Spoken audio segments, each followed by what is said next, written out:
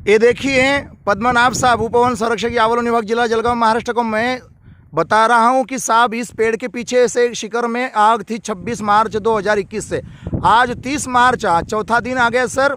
और यहाँ इस इलाके से आग बढ़ते बढ़ते बढ़ते बढ़ते इधर आ गई है यहाँ, और ये बढ़ती जा रही हैं। ये कई शिखरों को, खाइयों को पार करते आग चली गई है। लगता है कि वन माफियों की ड्यूटी सक्रिय है और आप लोगों की ड्यूटी निष्क्रिय है।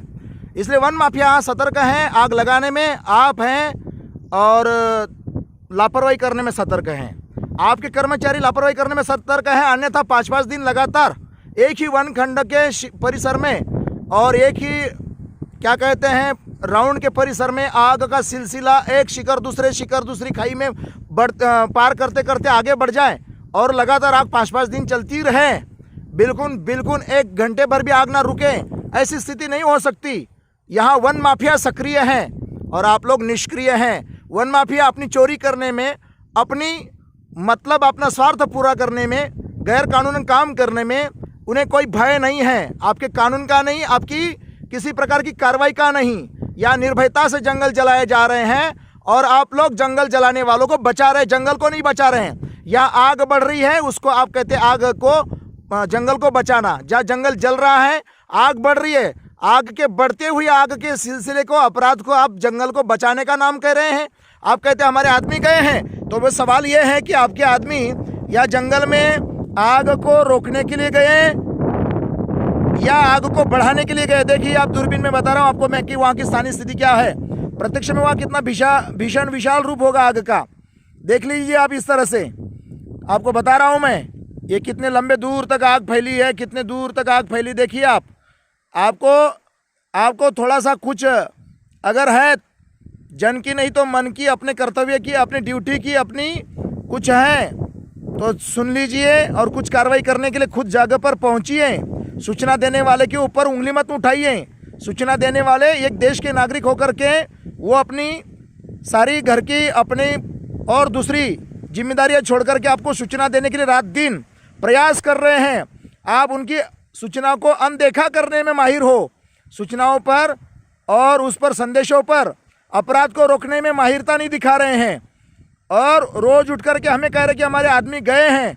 तो सवाल ये है क्या करने गए हैं, आग बुझाने या बढ़ाने, जंगल को बचाने या आग को बढ़ाने? क्या कर रहे हैं? क्या आग को बढ़ने को ही आप जंगल बचाना मानते होंगे? आपकी ये कोई नई डिक्शनरी होगी या नया कोई तरीका या नया कोई फार्मूला होगा कि आग को जलते हुए रहने देना को ही जंगल बचाना कहते होंगे, आग को बढ़ते हुए को ही आप जंगल को बचाना कहते होंगे। ये आपकी निजी कोई डिक्शनरी, निजी कोई फिलॉसफी होगी, इसलिए आप ऐसा बोल रहे होंगे। अन्यथा तो आप जंगल की आग रोक करके दिखा दें। और जो कह रहे हैं आप कि हमने इनाम रखा है, जो रंगे हाथ आदमी को पकड़ के देगा आग लगाने वाले को, तो 5,000 रुपया देने का आपने इनाम घोषित कर रखा था। मैं आपको इनाम घोषित कर दिया हूँ 5,505 रुपयों का। अगर आपके डिपार्टमेंट के किसी ने, आपने या किसी कर्मचारी ने रंगे हाथ जो 5 दिन से एक ही वन खंड में और एक ही परिसर में लगातार आग का सिलसिला जारी रख रहे हैं, उनमें से एक भी वन माफियों को, एक भी कर्मचारी पकड़ के दिखाएगा या सब मिलकर के पकड़ के दिखाएंगे, तो मैं आपको इनाम घोषित कर दिया हूँ। वो घोषित इनाम आपको नगद दूंगा, नगद लेके देखो, पकड़ के दिखाओ। वन माफियों को, आग लगाने वाले अपराधी को आज के आज पकड़ के दिखाओ, नगद इनाम लेके जाओ। आपका इनाम कोई लेने वाला नहीं है, क्योंकि आपके इनाम पे क्या करेगा वन माफिया? तो आपके आदमियों को इनाम से ज़्यादा पैसे देता होगा, तो फिर आपके आदमियों को इन्हें पकड़ना ही नहीं है, तो वो क्यों पकड़ेंगे? क्योंकि वन माफिया जंगल की तस्करी करके, गोंद की, शिकार की, किसी भी लकड़ी की जो भी तस्करी कर रहे हैं, उनमें वो जो कमाई है काले धंधे की, उसमें से आप लोगों को अगर वो ज़्यादा कमाई दे रहा है तो फिर आप क्यों पकड़ेंगे उनको?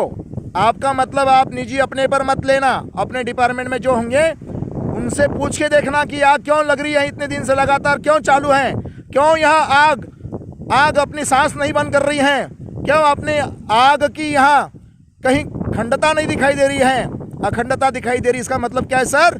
कि कहीं ना कहीं दाल में काला है। वो अब किसके हैं वो आप खुद जांच परख लीजिए। यह विनम्र प्रार्थना है, ये हमारी आत्मा और हमारी पीड़ा बोल रही है जंगल की आग लगी हुई देख करके कि वहाँ वन्य तृणभक्षी जानवरों की कितनी क्या कहते हैं, भूखमरी होती होगी, जिसे मराठी में उपासमारी कहते हैं।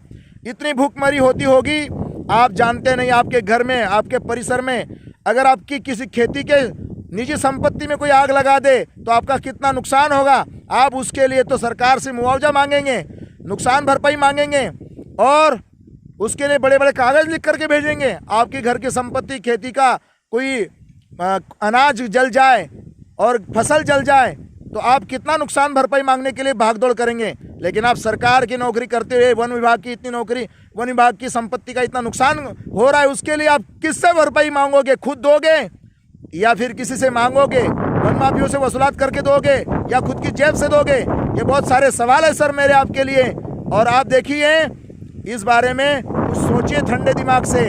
अभी आपका दिमाग ठंडा कीजिए, क्योंकि आपका दिमाग ठंडा है ही, और ज़्यादा ठंडा कीजिए।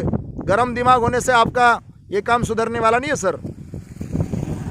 वंदे मातरम, जय श्री राम। गंभीरता से सोचिए और इस पर मुझे कार्रवाई करके दिखाइए। मैं 5,505 रुपये का इनाम घोषित किया हूँ, वो देने को तैयार हूँ। आप लोग यहाँ अभी ऑन द स्पॉट जाकर के किसी को पकड़ के दिखाएं। वंदे मातरम, जय श्री राम।